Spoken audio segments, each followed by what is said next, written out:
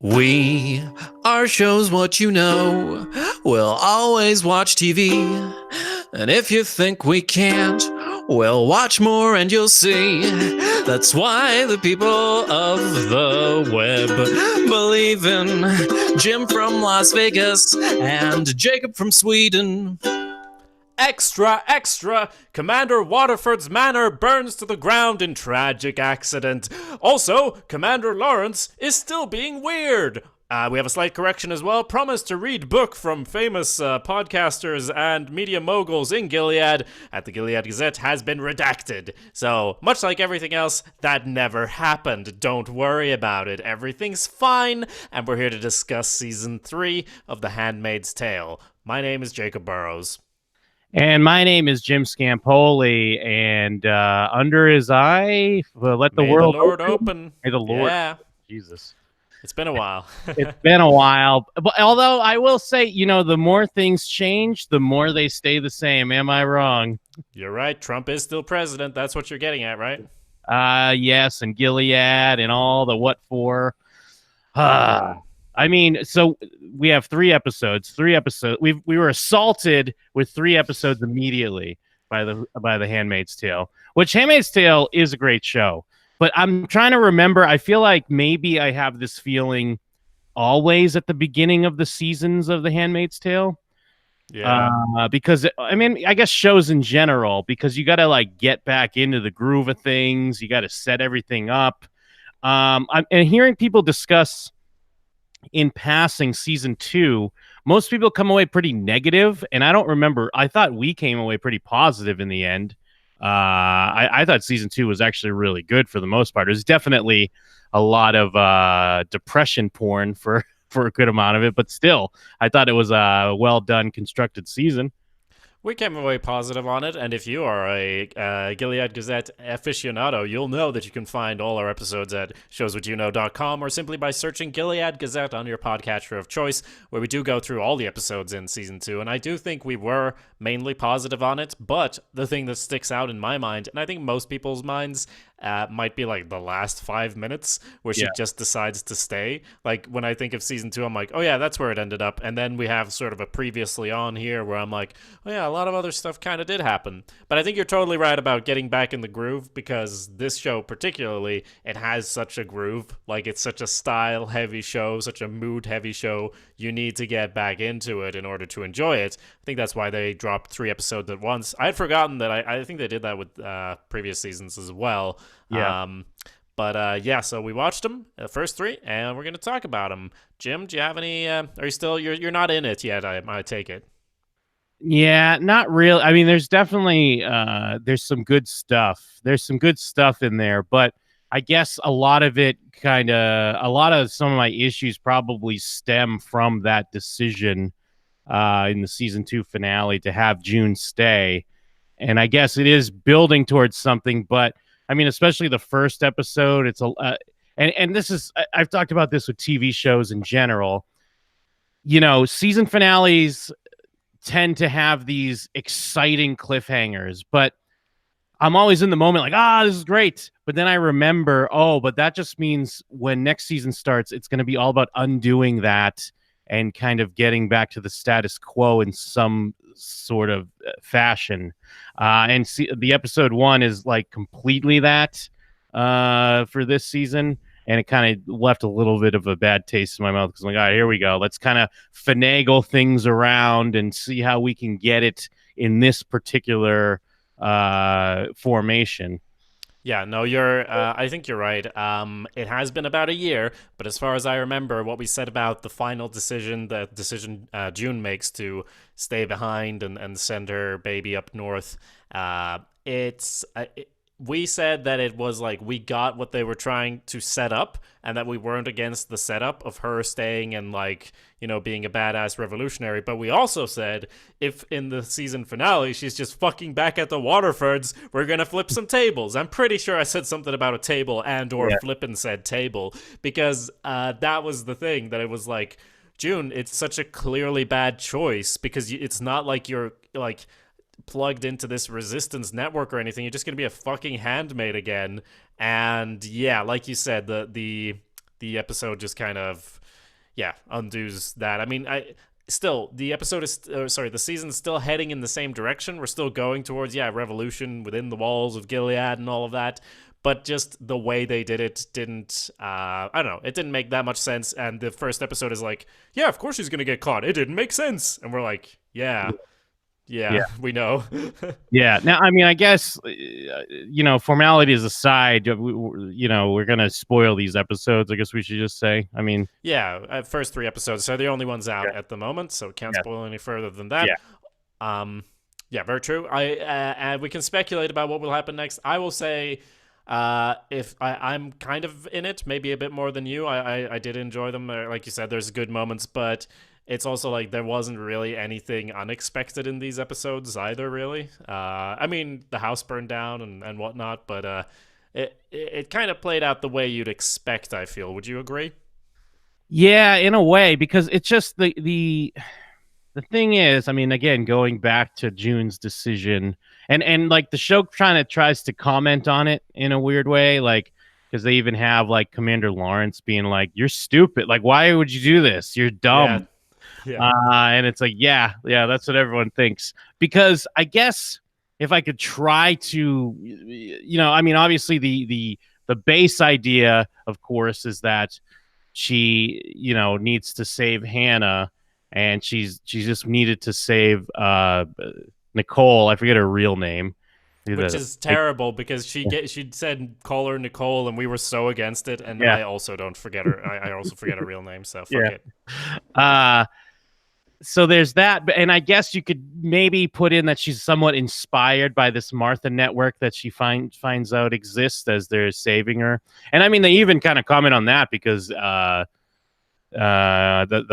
Martha in the Waterford is like, in the Waterford household, it's like, yeah, you know how many people like put their lives on the line for you, you idiots. Like, but it's just the fact that if she had known that there would be some sort of thing she could tap into, but it was all playing it by ear. She's just running down the street or whatever, and then a car comes, and then of course it's Commander Lawrence, and then I'm like, okay, like at least maybe if there was some sort of like where she knew that she'd have somewhere to go or someone to go with, but whatever. So we have to have this whole thing where then her idea is she's just immediately going to go for Hannah or Agnes, whatever you want to call her, with the Mackenzies, and then immediately gets caught.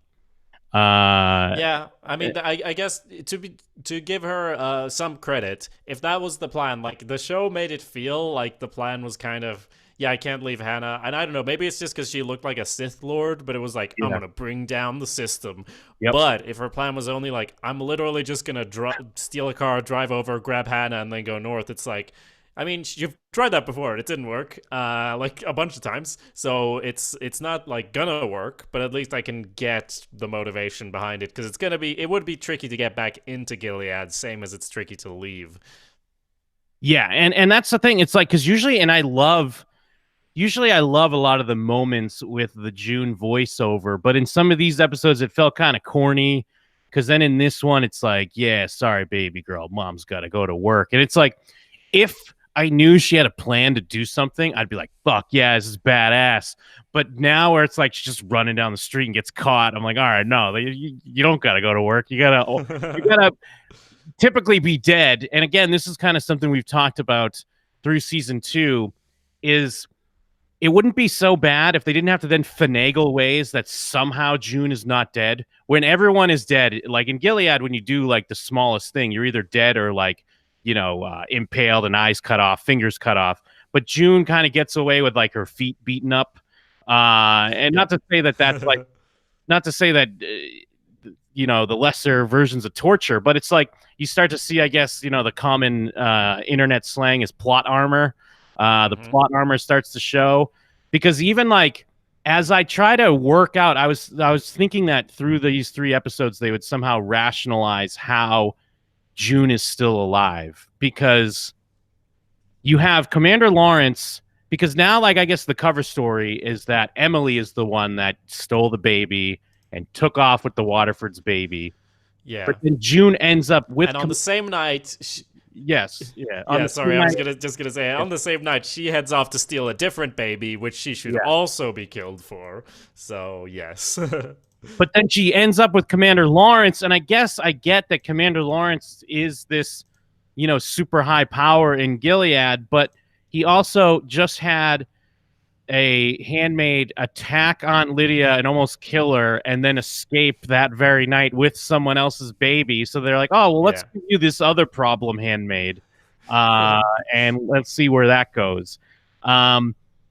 Yeah, it's just, and then the house burns down. I don't know what I guess Serena is just coming out and saying that she did it, or would they blame it? I just Did they blame well, it as on I said in the extra thing, just blame it on like an extra, or like blame it on Martha, or it was an accident or whatever. Like you don't want any more heat, if you will, in the house or on the house. Now I guess that's kind of the writer's way of saying like, fuck the status quo, bro. The house is gone. Because start of season 2, it was also like June almost gets away, but then she gets pulled right back, and we're just back at square one. And this feels like the same, but then they do burn the house down, so it's like fucking thank God for that. At least, I mean, that's something.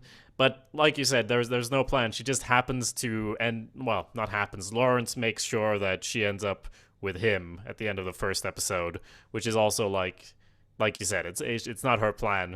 It's just whatever. But I mean, it is what it is. Yeah, it's just the thing is, well, I mean, yeah, I get the symbolism, like, because first, like, she starts with burning the bed, and that's been the location of like, well, trauma for June. I guess it'd be more cathartic for June to burn it, but I guess Serena is also, even though she's an accomplice, but now she's a victim. I mean, this has been my problem from season 2. I'm not a fan of Serena, and I understand they're kind of trying to do some, character development with her where she's realizing the horrors she's caused, but I can't fully get behind it. And especially, yeah, but that's sorry. I was gonna say that's you, Jim. You're not in for the Jaime Lannisters of the world, or the Cersei Lannisters of the world, or the Serena Waterfords of the world. They're not your kind of people, and you know what? That's fine. I don't think they're fully my kind of people either. You're like, fuck this person, and I'm like, oh, whatever on this person. But some people really like a redemption arc, and I did like that she burned down the house, I guess. And do we remember when she actively like held June down while she was being raped? Like, yeah, I know. I've been thinking about that scene. Yeah, when they're just having these little chats and all, it's like, oh yeah, I remember that. Remember that scene? But yeah, and I also remember her marching in and going like, "Women should be able to read," and then getting her finger cut off, and it was like, I thought you were smart. Like I thought that was like your whole thing. But I guess she's living with the shock of that action or whatever.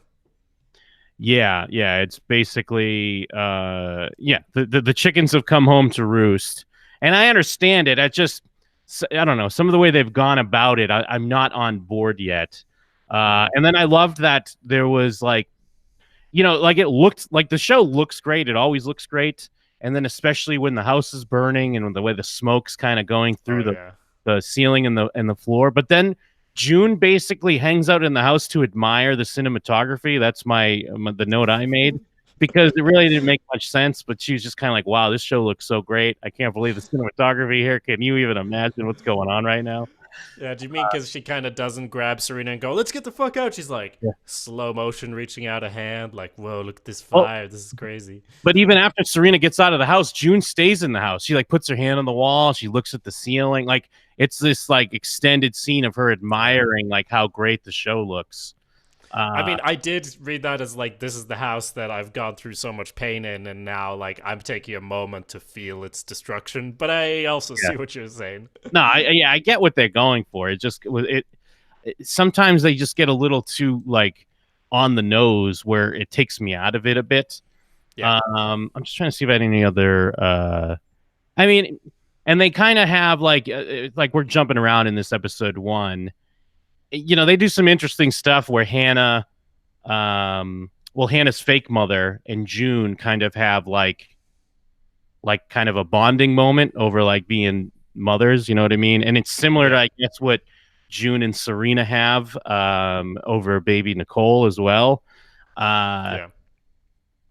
I mean, that's kind of interesting what they're playing with. And I guess you're kind of meant to, also believe that one of the reasons why June is maybe spared is because like the Mackenzies have somewhat sympathy for her, and also the like her weird thing with the Waterfords anyways.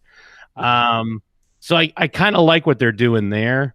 It's Nick's the one that's like, oh, you know how many people risk their lives to get you out, you're still selfish. It's like, yeah, you are. Yeah. Yeah, which is true. Well, speaking of Nick, I mean, he risked his life. We said in the season finale that, like, I mean, Commander Waterford tries to leave the house, and he's like, "No, sir, it's not safe out there." Kind of shows his gun or whatever, like, kind of threatens him. And we were like, "Well, he's already like so obviously on June's side and not on Commander Waterford's side." And one thing I do remember from season 2 is Commander Waterford's always like, "Oh, I can't trust anyone but Nick. Nick is the only one I can rely on." And it's like, you know, he's the father of the child, and like you keep sending him and June away, and now he's like threatening to shoot you, and June's off running off trying to find her baby, and your baby is gone. And you know what the reaction to that is? Oh, we're gonna make Nick a commander. That's not in this episode. It's in like 2 or 3 or whatever. But still, it's like, nah, we're gonna promote him. Yeah, and then I should have boned up a little bit on the previous seasons, because I remember they were getting into how Nick was like rising in the ranks, and he was kind of like a spy, like for other commanders or something Yeah. or other. Um, yeah, I mean, and then plus, I do like that at least the whole like Serena being involved is kind of immediately like, it's not like they're trying to keep it from Fred or whatever. So I guess Fred's in a weird situation, because I mean, maybe if he rats out Nick, it somehow would expose Serena as well. It's hard to really gauge what the logistics is and what kind of cover story they're giving for these things that are happening. I mean, I guess it's better that June's in a different house now, because it's like, all right, how many things can happen at the old Waterfords? I'm sure the gossip in Gilead is all a fluster. Yeah, and I mean he does. I think he says the Commander Waterford, like, "You've killed us all. Like, we're all gonna be on the wall for this," which he said before as well. So they do have a vested interest in keeping things quiet, or he does. I don't know if Serena cares at this point. Meanwhile, in episode 1, we do also have Emily escaping and getting across the river north to Canada, and sort of getting taken in as a refugee. Now, I will say, I'm sure the season, well, not sure, but I think the season will go more into this moving forward, but I can't see the thing is, like, yeah, Canada's fine. They have a reputation for being really nice and all, but if there's like hundreds of thousands of refugees coming in, like, imagine if that happened to the US, people would not be applauding in the, in the hospital. Yeah. That's like, I felt like it was like too saccharine. It was and sweet. It was just kind of to give a contrast and like make it like, sure, the doctors would have training on how to behave towards like someone, but like the random people there would just start clapping, unless they are also from the US maybe, and it's a handmaid and like she got a baby out or whatever. But in general, like, oh, they wouldn't do that. They would go like, "Oh, here's another fucking one we're gonna have to feed with our tax-paying money." Like, I would actually appreciate that more, because that would feel more genuine to me. I think that's a good point. I don't see them doing that though. And I guess, yeah, I think what you're saying is definitely better, because it shows how like everything isn't so black and white. But I think they want to relish in the the contrast. But yeah, I agree with you. But even backing up a little bit more, like, I thought it was kind of cheap. The whole thing with Emily running in the forest by the water and shit, just because it was like, last we saw her, she's in like a truck. And I guess I get that they have to drop her off somewhere because maybe it's not safe to go, but it's just, it felt like a cheap way to like add like phony tension. Because all of a sudden it's like she's kind of hiding in the forest and drones are chasing her. She decides to run out in the water for some reason. And then just gets swept away. Like, I mean, I'm not gonna lie, I chuckled a little that she just a second later she just dunks underwater and gets swept away. And then they even have to like tease a baby death. Like, you don't have to tease a baby death. Like, this show is already bleak. I mean, it's great that it's a great moment when she's then saved, and like you see the good old maple leaf on the Canadian flag. And you're like, hell yeah, she's in safety. But I just thought it was a bit much. So they have to throw in some more like, oh, but they're gonna die. She's gonna die. The baby's gonna die. It was all for nothing. Yeah, I mean, yeah, the bridge thing. You're right. I mean, the way it was played in the previous season, it was like, okay, you've tried to escape Gilead 1,000 times, but it didn't work. But now we have arranged for you to get out of here. But was it really just like, we have a car and like, we're gonna drop you by this, like, by this bridge. You're gonna run through the forest. You're gonna swim across with your baby. All right, go. Yeah. There you go. Like, was that the plan? Because that's not like that's worse than June's plan when she was stuck in that house and she was like trying to get a car out of the garage so she could drive off and all of that. That was a good plan in comparison. But yes, with that said, when they're coming up and they're like reading the scripts of like she has to say yes to get refugee status or whatever, that got me. Because we have been through a lot with all these with all these characters. Emily, like, not least of all. And I'll say, kind of as a whole through these episodes, and I guess maybe this is a cop out, but I feel like Emily's stuff has been more interesting a little bit than June, just because. I mean, we're going to get into it more, but like this whole thing with Commander Lawrence, they were doing this last season and they're doing it still. And I get you want to have a character where you don't quite know where he's at, but it's like we know where he's at. Like he's letting certain things happen, so we know he's a certain kind of way. You don't have to, it's like, well, no, he's more mysterious. Does he want to help people or doesn't he want to help people? He built this thing, or he's pitching himself as just someone that maybe he's stoking the fires of resistance in a matrixy kind of way of like, we have to make the chosen one because that's the only way the program works. And then in the end, we destroy it all and build it up again. It's like, shut the fuck up. Like, is he a fucking resistance or not? Let's get over it already. Right. Well, I definitely see where you're coming from, because we were saying that, like you said, even like the first episode he was in last season, it was like, all right, we get it. He's a weirdo. But with that said, I did like the scene. This is later on, obviously. But when she's eventually like confronting him about it and yelling at him about like writing books and like seeing the figures and numbers turn into reality, I did like that part. Yeah. Yeah. I mean, I guess it's because he's doing this Mr. Miyagi way of trying to teach June, because I get like kind of the point is that, and what I really liked about episode 2, so it's kind of good we're getting in episode 2, is that we want June to be this revolutionary. June wants to be this revolutionary, but episode 2 is kind of about how it's not that easy, and you're not immediately going to be the leader of the resistance. You have to learn how things work, and that's kind of what Commander Lawrence is doing, but he's doing it in a wax on, wax off kind of way, where like he's kind of putting everyone at risk to like teach June a point or whatever. You know what I mean?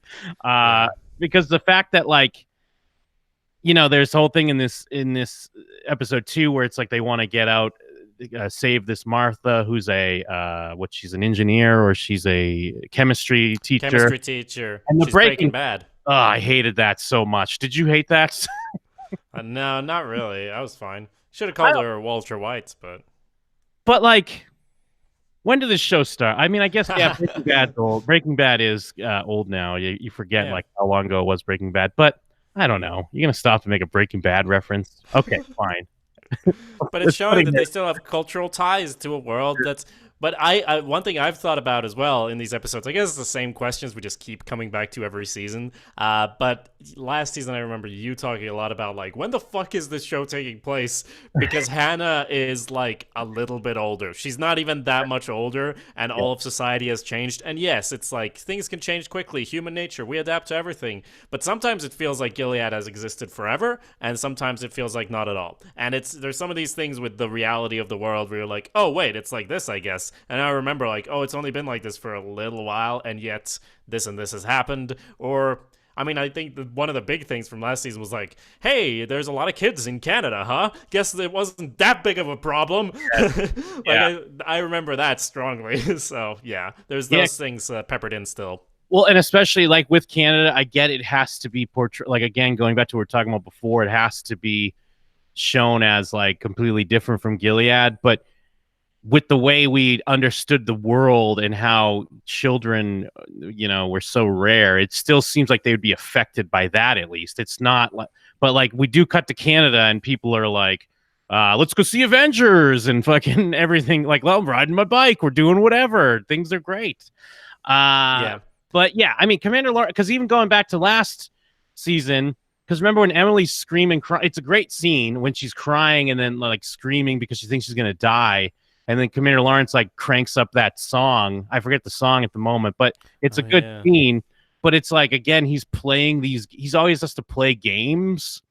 And I also guess I do think part of it is the show is trying, like, the show doesn't really want to have a male hero. And I guess I get that because it's kind of not what it's about. It has to be about these women coming together to like take the power back. And I feel like it'd be kind of a cop out if Commander Lawrence was like too much of a, I guess Deus Ex Machina or, this great guy. I just don't love the way they're kind of going about some of this. And especially because here we are again, June's in a new house. And again, she has these moments where she could just walk into her commander's office and be like, hey, fuck you, you piece of shit. What do you think's going on here? And everyone's like, whatever. June, nothing ever will happen to you. Classic June. Yeah, I mean, that is episode 2 is about her sort of, in this new house, getting acquainted with the security or the Martha Secrets, society, and sort of butting in there and trying to help out and getting to walk around dressed like a Martha. And someone almost gets away, but then later they come back and they've been shot and are dying in the basement, or it's someone else, whatever. Like you said, Lawrence, he just kind of goes down there as like, you're so stupid. Like, oh, it wasn't your funeral after all, and get rid of it. And then they're going out to bury the body, and he like gets the other Martha. Hey, no helping her. She has to learn a lesson. Yes, yeah. Guy. And also, like, him yelling is almost like could be drawing attention to, because the first thing I thought was like, what is he doing? He's trying to get everyone caught. I understand he wants to teach June a lesson, but yeah, he's just yelling, hey, what are you doing? Don't help her. Yeah, I mean, I get it. I like, the lesson. The rationale behind it, I get lost in. And I do like June kind of being taken down a peg or two, because she does think like, no, this is how we do this. This is how the resistance is. And it's like, who the fuck are you? Sorry, I don't know if that is on the recording or not, but you just sounded like a robot for like 15, 30, maybe a whole minute there. So I'm sorry, I didn't catch any of that. Apologies, everyone. It seems to be working now, though. Okay. Yeah, it's on my recording. It's on the podcast. Shout out to the podcast. Yeah, okay. Yes, shout outs to the podcast. Some slight technical issues there, but I just assumed you were saying Lawrence is a fucking idiot, or, they're just making... It doesn't seem like a natural character to have in there. That's what I assume you were saying anyway. Yes, yeah, and basically, like, I get what they're doing. I understand, like, she has to learn and be taken down a peg. I just the rationale behind it's hard to follow. Yeah. Meanwhile, Emily, as we said, is up north, and as you said, it's kind of interesting. She's there, she's safe, but she doesn't get in touch with her family because she's not the same person anymore, or like everything that's happened to her, she must feel that she's damaged and broken, and that seeing them would just break her further, that sort of thing. So yeah, that's interesting stuff. My thought on that is still along the lines of, much like they wouldn't have clapped, everything seems pretty like nice in this little America place. Like, they have a pretty, I think we said this last season too, but they have a nice apartment there, just kind of hanging out. They've got jobs.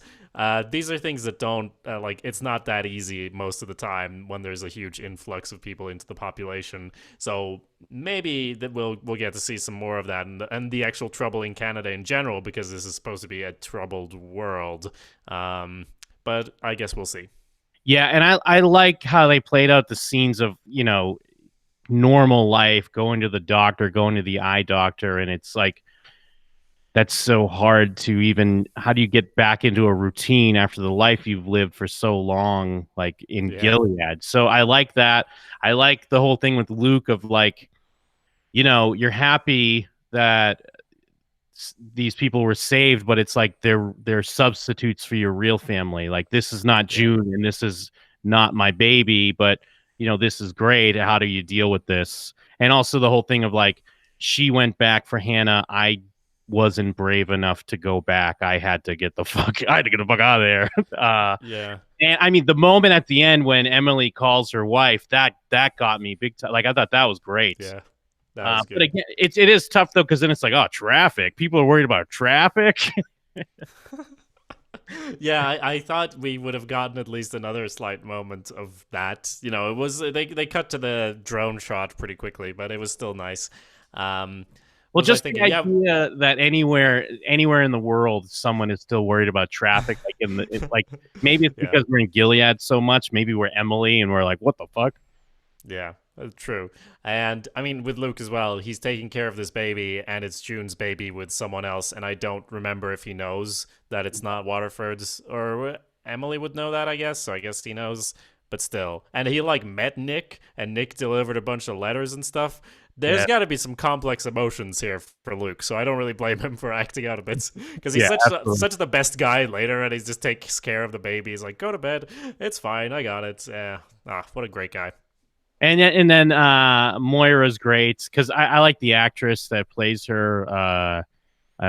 So I like seeing her more in the show. I feel like she has a really good presence, and they use her really well because, of course, she's kind of like more sympathetic to Emily and kind of understands better where she's coming from and kind of how to come out of that trauma and like be on your own timeline. So yeah, I probably, of the three, I liked the second episode the most. Yeah, that adds up. So I guess moving on to the third episode, this one is, I mean, it's more on. I mean, the big thing, at least towards the end, is about how June has to learn how things work in this world, and how she can actually be sort of part of the revolution and having to make tough choices. There's a lot with Serena as well in a beach house. So how did you feel about episode 3? I'm not gonna lie, I was really zoning out during this episode a lot. And again, like, this is kind of, this is more them solidifying that it is going to be about how the women have to come together to really be a resistance and a revolution. And I understand, like, I don't have a problem with that. But it became clear to me, like, why Commander Lawrence has to be this wishy-washy character, or like you don't really know where he's coming from. Like, is it a game to him? And because it's all about, at the beginning, is that June is looking for someone in power to be an ally. And I think Yeah. the realization at the end is that ally has to be Serena, and Serena is maybe going to have to go back to Waterford and play her part in a similar fashion to June playing the part of a handmaid, but being attached to this underground and, this resistance and helping them the best way they can. I mean, I guess there was hints of, like, because when Commander Lawrence has June come in to pour the drinks, I assume that's so she can listen in on this strategy talk that they're doing. But then he also uses that as an opportunity to kind of make fun of her or whatever. But again, is that part of the cover, or is he just playing his games?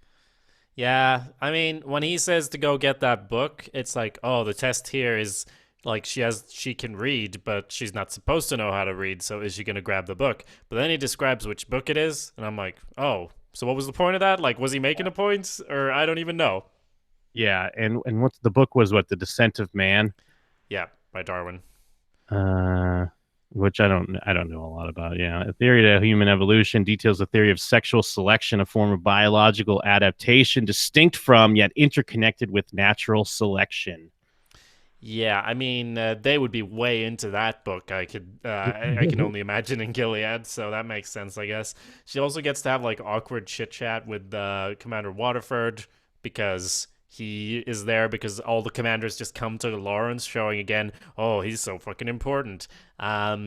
Because it was like, did you remember when they blew up like half the commanders? And then it Yeah. was like, oh, now some people are higher up, now some people are lower. Like, we still don't know who runs Gilead. I guess it's just the commanders. And Lawrence, as far as we can tell, is like the main one here. Still don't know exactly how big Gilead is. I mean, if you're on the YouTube, you can see a map of Gilead behind Jim, but like nothing's been. Or, no, yeah, that one's from the show, right? So we kind of know that one's real. Yeah, but then there's some areas that are like unlivable or whatever. I mean, those are like the colonies, I guess they work on. So yeah, I don't know. It's really hard to gauge. I've heard, I guess maybe this is a spoiler. I heard we get to see what DC's like a bit this season. I don't know how that transpires. I just heard that DC will play a role somewhat in season 3 of The Handmaid's Tale. Right, so that audio cut out again, but you were talking about the map. So I don't know what to tell you. It's just robot sounds. So there's slight technical issues. Sorry about this, podcast listeners. But yeah, can you hear me now? Nope. I can't hear anything here. All right. Let me make a note. Yeah, this sounds okay. Okay. I'll just make it a note. I'll edit it. But yeah, I was just saying DC plays a role this season. So we'll see what DC's all about sometime in season 3. Good. And because I do feel that we've been in this world for so long now, some of the rules, like, I mean, there's a lot of rules, but some of the functions of how Gilead actually works, it would be interesting to see. I mean, obviously we have, Guardians, Marthas, whatever, but just like they're taking Chicago, I guess, like that's the thing they're hyping up. We might get a Game of Thrones style episode that's all about taking back Chicago. But like, so who has Chicago? Is that Canadian now? Is that American still? I don't even really know. I'd like to know these things. Yeah, I guess there's an uprising. That's where Nick's going to go, and he has to say goodbye. But then, they're going to sneak in some love, and that's for sure. Don't you fret. I don't really know what to read on Serena's mother. I mean, I guess it's like she's the new Serena now because Serena is coming out of her fugue state that she was in where she started this Gilead. Oh, I thought you were going to say when she started the fire. That was a fugue state. She's been in a lot of fugue states recently. Yeah, I'm just trying to see what else. Yeah, I mean, we already made mention of like the discussion they have. You wrote Esoteric Books. You were the editor of Esoteric Books, and he has kind of proven a point that like this revolution is going to be. You can't save everyone initially. You got to choose 5. And I believe he gives her that choice, and she makes it wisely, where she knows that they can have allies in the resistance. She chooses a thief, an engineer, a something or other, and a something or other. Yeah, but it's like you said with Lawrence, it's like, obviously that's what she would do. So, like, I guess he gave her the choice to show, like, so you've got to pick someone. But now he knows he's arming the resistance or rearming the resistance, so where is he at? Just get to it. Like, if you want him to be a good guy or a bad guy or a Joker, I mean, he's the Joker or whatever. Like, he's just he's Loki. He's just whatever, and that's fine, I guess. But I feel like they're gonna turn him into a big villain later on. I mean, if Gilead falls, it's not like he'd be like, everyone would be cool with Lawrence just because he helped a few Marthas escaped. He like started the colonies or whatever. So I guess he's just doing it to abate his own sense of guilt, maybe. Except he says himself that that's not the case. So yeah, I mean, the show is really interested in Lawrence. I think a lot more than we are is the takeaway from it. Well, and the dark horse is going to be his wife. Because they've already kind of made hints that she's also, knowing like what's going on, and she tells him to clean up the blood. She's working in her garden, I guess, kind of knowing that there's a dead body there. She puts on like a certain face around Aunt Lydia, but then it's a little different when other people are around. Is she an emotional wreck? Is that all part of the cover? Who knows? And then June makes the decision to try to seduce Lawrence, which doesn't work, which makes sense. It didn't work because it's like they've hinted that he doesn't take part in the rituals, but he acts like he does. So I don't know why she would think that would work. But it's interesting. It's an interesting parallel to then we have Waterford practicing his Serena speech on a prostitute, like just being a big piece of shit, like Waterford is. Yeah. And Good I guess stuff. I what? mean, good speech. Got to give it to him. Pretty good Yeah, speech, I guess. yeah. Uh, yeah. Only a mother could do. Okay, yeah. Serena and June. Only a mother could do what you did. And it's weird because I'm like, June, what? Like, don't be. Why are you placating Serena so? Like, I feel like they're making June really sympathetic to Serena because they want us on Serena's side, and it ain't working on me. I mean I agree. I think there's some sort of not Stockholm syndrome, but like there she is happy to think of them as being in this together because that means she gets to have an ally. I think if all things were equal, she would have got like she would hate Serena obviously if she was free, but given that they're both in this situation and that Serena's come up against some walls now too, that it is psychologically helpful for June to think of Serena as someone sympathetic because or even if all this was manipulation, that would be fine too because she's doing a lot better with her than with Lawrence, like her big sympathy thing. No, you're definitely the mother, and she actually sells it. I don't think it is fully manipulation, but I also think like if they were not in Gilead, she would happily push Serena off a cliff. So so I think it's genuine, but also like yeah, it's time for Serena to step up to the plate. If she actually starts helping things for real, then yeah, maybe you can start talking that way. But she did let June give away Nicole, let's say. So, that does show that she knows Gilead be bad and you don't want to raise your girl in it. So that's at least something. Yeah, yeah. Natasha in the chat, did you talk about Aunt Lydia coming back? I guess we did kind of skip over that. That was in the Yeah. previous episode. Yeah, and actually, it was after the trailer. Natasha had mentioned something about like maybe they hinted at Aunt Lydia being like on their side as well. And honestly, I feel like the show would do that, and that's another thing. I'd be like, no, I don't like Aunt Lydia. Get out of here. Although they did have her cattle prod June, so maybe they won't go that far. I don't think they'll go that far. I think they have a great balance with Aunt Lydia where she had like she's the hard ass, but then she also has sympathy for these girls, but Yeah. she thinks she's doing the right thing. Like she's never gonna turn fully, in my opinion. Yeah. She definitely has a twisted morality where she is one of the biggest oppressors to these handmaids, but she feels like she's doing the right thing, and she does have care for them as far as like their well-being in her mind, not like overall well-being. So yeah, that does make sense. But yeah, good to see old Aunt Lydia. She couldn't even climb up, couldn't even walk up the stairs. She was thrown down. Ha, take that. Yeah, and yeah, she cattle prods June. I mean, I guess I'm fine with her coming back. Like the moment was really big when Emily like attacked her, and it was like holy shit. But I think we kind of knew that it's not like they showed her head split open or anything. True. I think we suspected she'd come back, and she is a fun enough character because of that sort of weird dynamic to have around. So I don't mind them bringing her back. So now, Serena walking off into the water. I mean, this is a movie TV thing. People walk off into the water. They do that a lot, don't they, in movies and television? Can't say I've ever done that in my own life where I'm kind of facing a big decision or something in my life. I mean, I assume it's supposed to be like you kind of baptized and coming out clean, a new person. Although she does, like, they have her walk by Fred after. Like, I assume she was going to go up and maybe embrace him or something. But I guess what do you read from it? It's that she is going to kind of she's going to play the role of resistance person within the ranks, or is it just that she's got a better understanding of life in Gilead?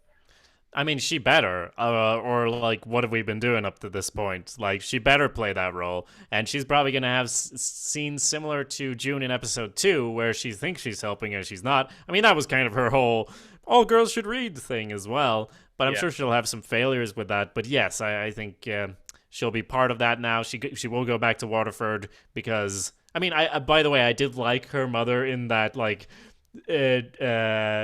she's there, Serena, like crying hysterical over losing her child and saying like, oh no, that's the worst thing and this and that, and the mother says like what every Serena hater online would say of like, get over yourself, it's not even your baby, bitch. And she does a little smirk. But as the mother says, go back to Fred because like the two Waterfords together, they can be huge. And that's also why I'm interested in the power dynamics of Gilead, because I would like to see them, rise up so that Serena could have even more of an influence and change things. That sort of thing would be interesting. But then that also means putting Fred in power. And Fred is so like, what the fuck is Fred doing at this point? Like I have no idea where he's at or what because he knows Serena gave the baby away.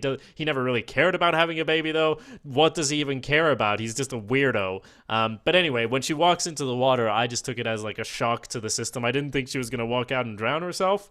Oh yeah, no. Which you know. So yeah, and then she walks by Fred. So an embrace would have communicated to us, the viewer, that she was like, if you had an embrace, you would have to follow it up with a scene where Serena goes to June and is like, let's do this. So that's why they had her walk past instead, because it's kind of like, all right, I'll go back with you, but I don't like you. Yeah, that makes sense. And I know, like, kind of a signature of this show is June almost breaking the fourth wall and like her looks. I feel like this episode was a little too overboard with the fucking looks. We get it. Look at the camera. I mean, I don't mean to be like over Handmaid's Tale in episode 3 of season 3, but I was like, all right, I understand. She's gonna make a fucking stink eye at us and say something in a voiceover, but it's getting a little played out to me. It's iconic though, Jem. So how we get all our cover art for our YouTube videos. It's all her looking at the camera. She does it in every episode. I guess my thing, I just didn't feel like the execution was as done as well. I mean, there's a great one in, I think, episode 2 when she kind of tips her head back to the sky. Maybe it was like after she buries the body or something. And she's kind of looking back into the camera. But in this one, it's just, just staring. And I guess, because the end kind of monologue or voiceover is, women will become nightmares, and that's like they're going to use their power to use men, which is weird because like that was the whole thing. Like she tried to do that to Commander Lawrence, I guess in a sexual nature, and it didn't work, but I guess maybe she's doing it another way. Intellectual nature, maybe, I don't know. But yeah, so I think that pretty much wraps up these episodes. I wouldn't say I'm negative on them, but it's also like, as I said from the start, this is sort of what we felt was gonna happen, especially the bits from the first episode. I could see that knocking you out of it, where it's like she has this cool moment staring at the camera, end of season 2, like, I'm a fucking badass, I'm gonna sort it all out, and then she's running like and like a random car, and like, I hope that's Lawrence, because I don't know who else it would be. And then she just kind of trusts that he will do what she wants, and he does bring her to this to pick up her daughter and all that. But I'm interested to see where they're going to go, and if I'm going to sort of continue to expect things. When I say expected, it's not necessarily negative. We don't need to have big shocking events. Like you said, the stuff in Canada, all very good with Emily.